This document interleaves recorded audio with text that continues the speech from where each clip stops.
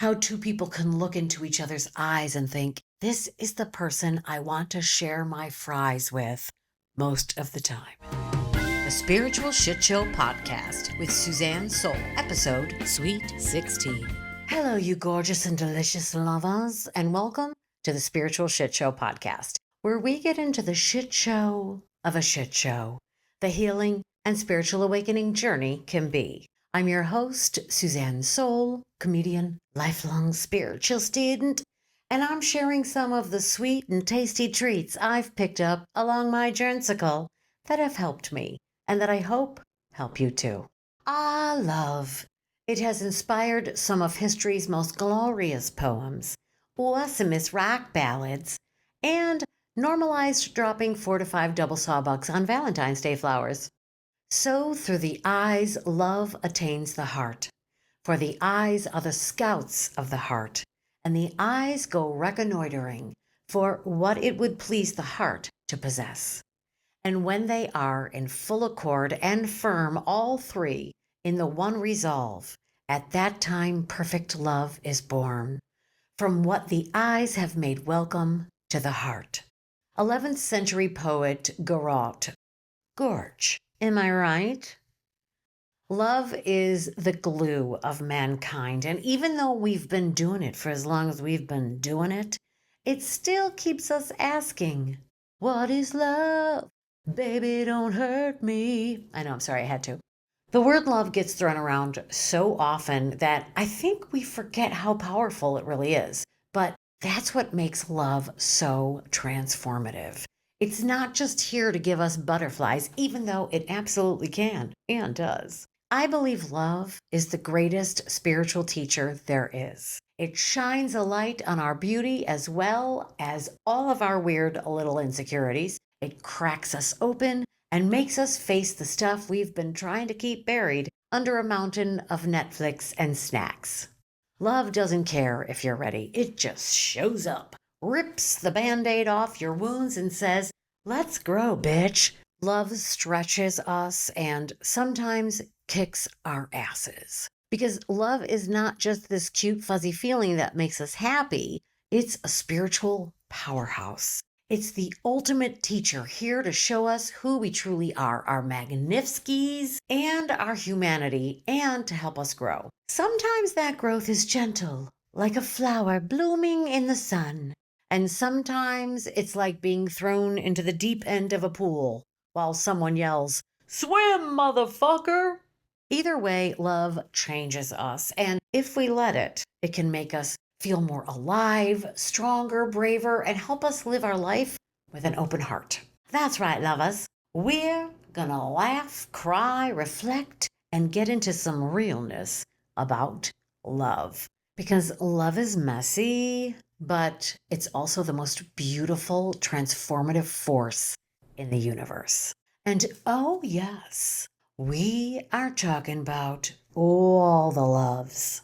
Person-to-person / romantic love, agape, that whole love your neighbor shit that's so hard, especially when your neighbor is a passive-aggressive nightmare who parks in your spot.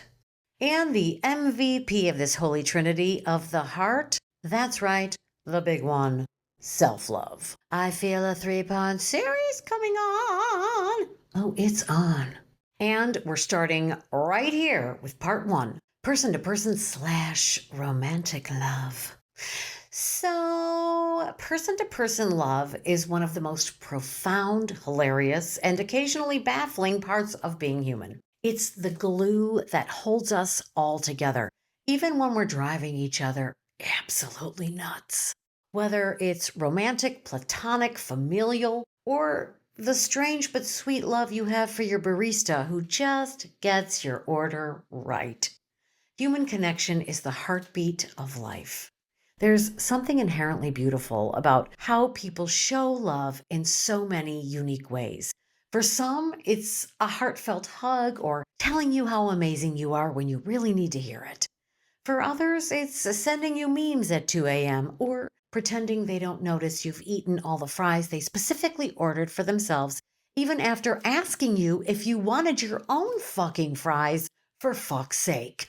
Love speaks every language, from grand gestures to an awkwardly mumbled thanks when someone lets you cry in their car.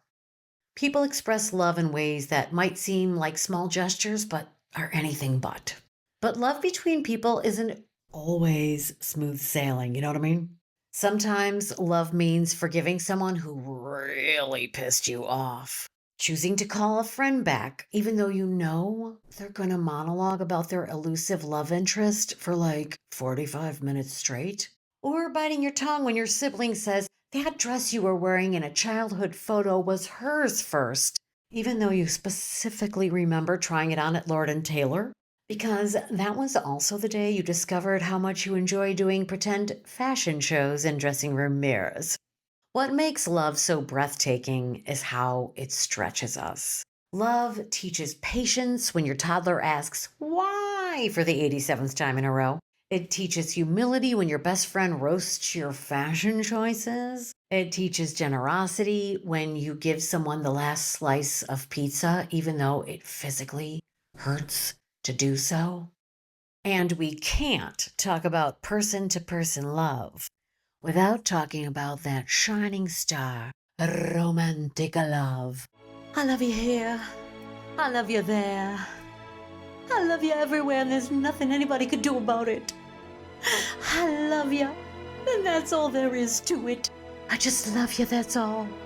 The love that has launched 1,000 poems, 1,000,000 songs, and 1,000,000,000 therapy sessions. Romantic love is that intoxicating yearning for another, deep admiration and longing for consummation. 19th century poet Elizabeth Barrett Browning said it best when she wrote, "How do I love thee? Let me count the ways. I love thee to the depth and breadth and height my soul can reach when feeling out of sight. For the ends of being and ideal grace, I love thee to the level of every day's most quiet need, by sun and candlelight. I love thee freely, as men strive for right. I love thee purely, as they turn from praise. I love thee with the passion put to use in my old griefs, and with my childhood's faith. I love thee with a love I seemed to lose with my lost saints. I love thee with the breath, smiles, tears of all my life. And if God choose, I shall but love thee better after death." That's a long time. Romantic love can be one of life's most beautiful experiences. It's like winning the lottery, except instead of cash, you get endless text messages and someone who steals the blankets. It's the magic of finding a person whose quirks are tolerable enough to make out with and eventually live with forever, or at least until you realize they chew with their mouth open.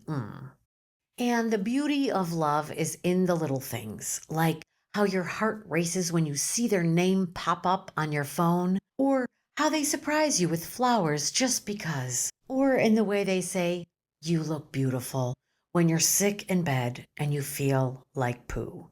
Romance can make us feel completely crazy, while simultaneously making us believe we've achieved enlightenment. It can bring out the best and the worst in us.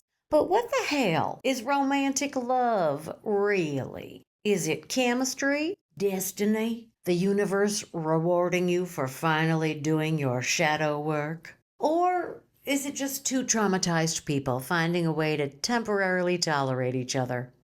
Psychologist Dr. Helen Fisher says that romantic love is actually a biochemical cocktail of dopamine, oxytocin, and serotonin that hits your brain like an illegal substance. Fisher calls love a natural addiction, which explains that addictive feeling you get right at the beginning of any romance. All that, "I need you, baby" stuff. But as time goes on, love evolves and friendship and camaraderie get added into the mix. And then we stir all that in with the tonins and the tosins. And then romantic love can be messy and complicated, but it can also be glorious. It can be holding hands during sunsets and navigating IKEA furniture assembly without filing for divorce. It's being with a person who sees all your flaws, the bad hair days, the weird habits, the snore that could register on the Richter scale and still says, "Yup, that's my weirdo." Ultimately, love is proof that two people, or more if that's what y'all are into, can be deeply irrational together. And there's nothing more beautiful or hilarious than that. It's beautiful, messy, and sometimes it makes you question if you're starring in a romantic comedy or a very long prank show. It's usually both.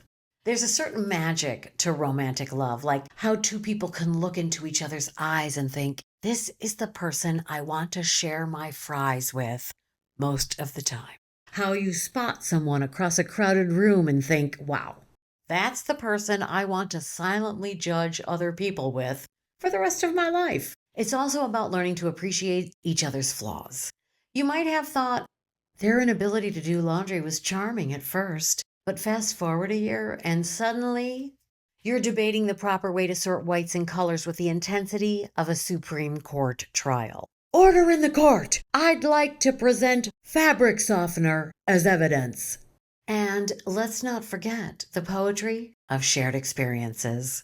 Romantic love is beautifully illustrated in the way you can have a fight over the thermostat but still hold hands during a tornado warning.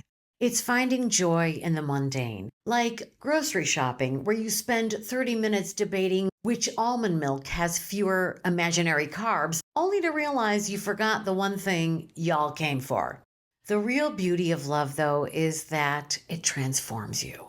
For example, you'll start doing weird things like buying matching sweatshirts.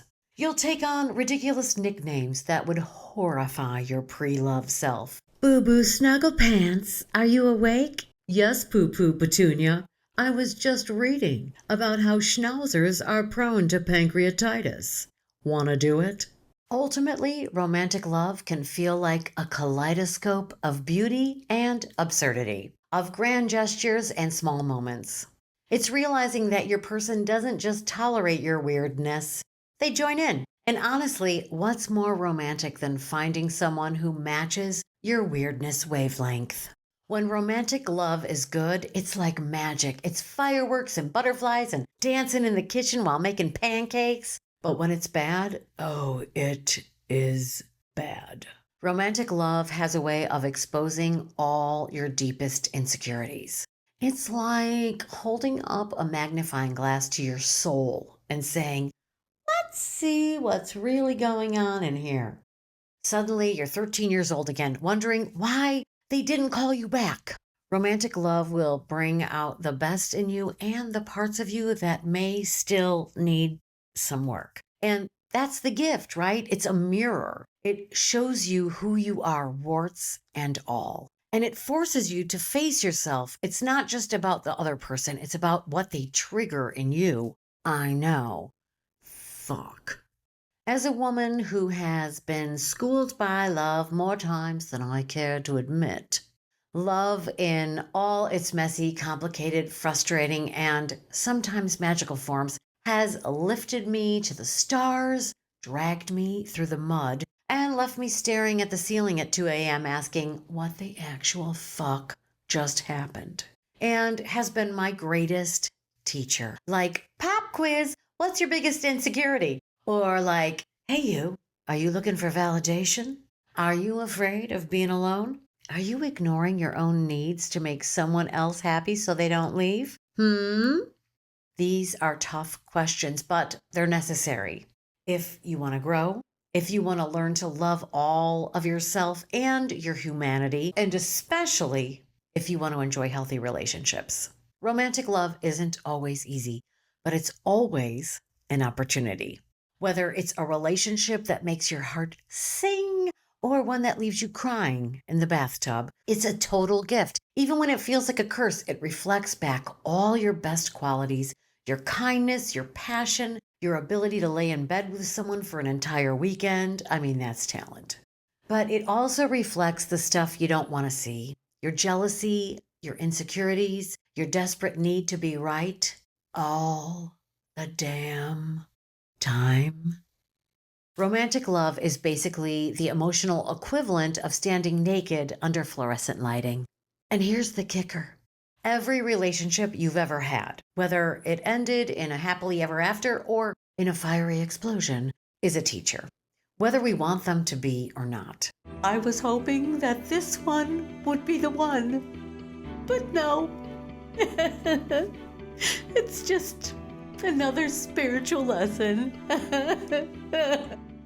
I've been in love a few times, and let me tell you, every single one of those relationships was a masterclass in spiritual growth. When some of those relationships ended, I felt angry at that person for not being who or what I wanted them to be, or angry at myself for not being who or what I thought they wanted me to be, or angry at myself for putting up with being mistreated or disrespected for much longer than I should have, because I was too afraid to lose what I knew. But looking back, they were all my teachers. Some taught me that love isn't about trying to change someone to fit your mold of who you think they need to be for you, or trying to change yourself to fit their mold. It's about seeing them for who they are and deciding if that works for you. Do you like the good? Is it what you want? Can you get through the bad and still have a healthy, mutually loving and respectful relationship? Or are there deal breakers that you are trying to ignore because the person is really, really cute? Romantic love not only teaches us about facing reality, it also teaches us about boundaries. Oh, the boundaries we will violate. The word alone makes people squirm, doesn't it? But boundaries are essential. They're how you protect your energy and your sanity, and also how you respect other people. They're how you say, I love you, but I love myself too. And also how you say, because I love you, I respect your right to say yes or no. Real talk moment, I used to suck at boundaries. I thought being in love meant I had to say yes to everything, or I was being an asshole. Yes, I'll drop everything to help you. Yes, I'll tolerate your crappy behavior because I don't want to rock the boat and make trouble. Yes, I'll say yes when I mean no, so you don't leave me. Even when romantic love ends in heartbreak, we learn from that heartbreak. In my younger years, I once dated a guy. Let's call him Guy. Guy was charming and funny and had this irresistible bad boy vibe that made me feel like I was starring in my own rom-com. He was charming, creative, and had just enough emotional baggage to make him seem deep. But there was a problem.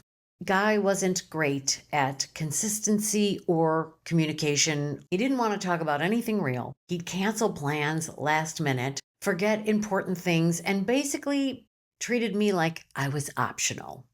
But I thought, it's okay. I can fix him. My love will inspire him to grow and love me. Spoiler alert, it didn't. When push came to shove, that relationship ended in a spectacular fiery explosion, and I was left asking myself, what the hell just happened? But here's the thing. Guy wasn't a mistake. He was a mirror. He reflected back all the ways I was abandoning myself and putting the fantasy of being chosen and the potential of being loved by someone else above taking care of myself. I was confusing potential with reality. Romantic love will do that. It'll show you where you still have work to do. And if you're paying attention, every heartbreak, every disappointment, and even every ridiculous text conversation will teach you something. And yes, sometimes it shows you the stuff you'd rather not see. Your jealousy, your fear of abandonment, your inability to let someone have the last slice of pizza. But it's not all lessons in heartbreak. Romantic love can be a beautiful mirror too. It can reflect back your best qualities, your kindness, your humor, your courage, your loving heart, your ability to binge watch an entire Netflix series in one sitting. And the love in romantic love can transform us in the most beautiful ways. True emotional intimacy terrifies some people. But as long as you and your partner are open and desirous to getting past that fear so that the relationship can survive, loving patience can help relieve the fear of intimacy and allow closeness. Even though the process may feel scary or uncomfortable, sometimes loving gestures of kindness and patience transform us in incredible ways. And BTW, if we're single, we can even practice this kind of loving kindness toward ourselves. But we'll get more into that in part 3, yo. Romantic love can be pure, unfiltered joy. It's the butterflies when they text you. It's the way they make you laugh until you cry. It's the simple, everyday moments. Sharing coffee, walking the dog, watching trashy TV together. Even if the relationship doesn't work out, those moments don't disappear. They stay with you, shaping who you are and reminding you of what's possible. Nothing is wasted. Every relationship you've ever had, whether it lasted 2 weeks or 20 years, has taught you something. The good ones remind us that we're capable of deep connection, of vulnerability, of giving and receiving love. The unsuccessful ones? Well, they're the emotional boot camp you didn't know you signed up for. But here's the gift. When you're willing to look in the mirror and say, okay, what is this teaching me? That's when the real growth happens. Now, you might be saying, come on, lady, give us some motherfucking tips already. All right, hold your water, Sybil. Here's some fucking tips. Okay, so how do we do romantic love in a way that's healthy and transformative in a positive way? I got your tips, girl. Number 1, know your worth. Stop settling for crumbs when you deserve the whole damn cake, baby. If someone isn't meeting your needs, it's not your job to lower your standards. It's your job to be discerning and really see what's happening and if what's happening works for you. And babe, don't be afraid to be honest because maybe it don't. And disclaimer, if learning your worth is something you know you need to work on, get on it, honey. Because whether you're single or in a relationship, it's never a bad time to learn about what a valuable motherfucker you truly are. Number 2, set your boundaries from the get-go. Don't be scared, babe. Boundaries aren't about shutting people out, and they're not about not being loving, and they're not going to scare away someone who actually wants to love you and is going to give a shit about your feelings. Boundaries only scare away people who don't want you to have boundaries. So, babe, scaring them away is a good thing, no matter how much sugar they have. Boundaries are healthy guidelines. They let everyone you love learn how to treat you, understand you, and love you. It is what will create sustainable relationships. What? I said sustainable. Well, what the fuck does sustainable mean? Well, sustainable is something that can be sustained, meaning you can keep it going. It works in a way that you feel positive about doing for the long haul.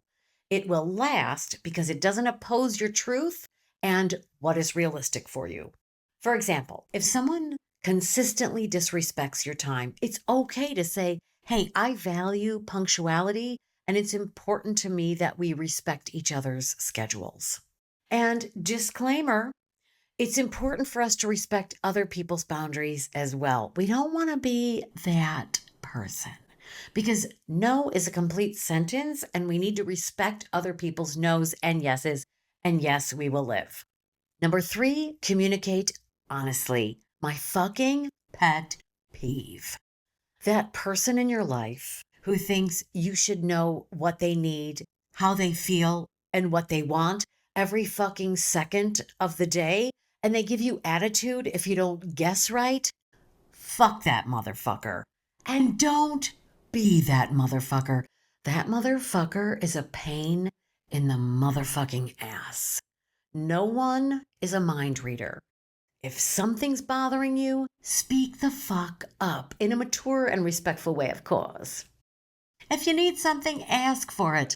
Healthy love is built on honesty and vulnerability builds intimacy, but only if you're both willing to show up as your authentic selves and say what you need. Okay, now this might rattle a few feathers, but number 4, love yourself first. I know it sounds cliche, and unfortunately, if you grew up with emotionally immature adults around you, it might even feel like loving yourself first is selfish. But it truly is an important thing to do. If you don't love yourself first, you come to the other person with a deficit. And if you've ever been in a relationship with someone who's in a deficit, you know that they are never satisfied. It's never enough. Their empty hole inside, not that hole, is never filled. And why? Because no one else can do that for us. Someone can make us feel great, multiply our happiness, make our lives wonderful. But if we feel at a deficit inside, that is us, not them. And we are the ones who have to help ourselves love ourselves. Can our partner help? Abso-fucking-lutely. But can they do it for us totally 100%? Nope. We got to do the work too. And if you don't love and respect yourself, you'll settle for less than you deserve. And that will make you soups unhappy. And BTW, if your partner expects you to put them over your own well-being, then they are being the selfish ones. Love yourself first so you can love your partner in a healthy, and I'll say it again, sustainable way. Romantic love isn't about finding someone to complete you.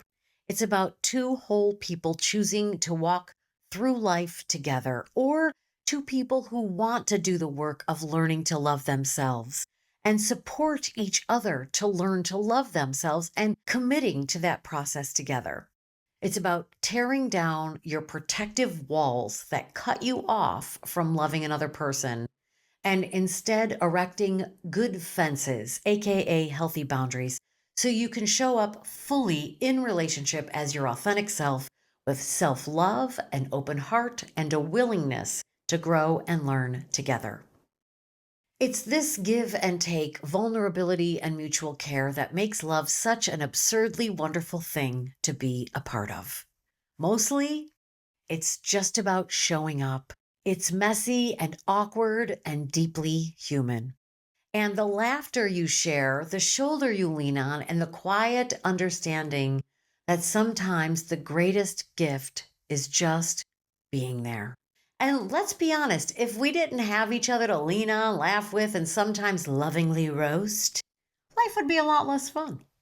And we learn and grow. And even though love can sometimes be as difficult and painful as it is enthralling and amazing, as Maya Angelou said, have enough courage to trust love one more time, and always one more time. This is such a luscious conversation. Stay tuned for part 2 of the series on love. OMG, you're so fucking delightful, and I love you so fucking much. Thanks for listening, and I shall see you on the next one. Roll it, beloved. I love you so much. I said I fucking loved you. Would you fucking roll it?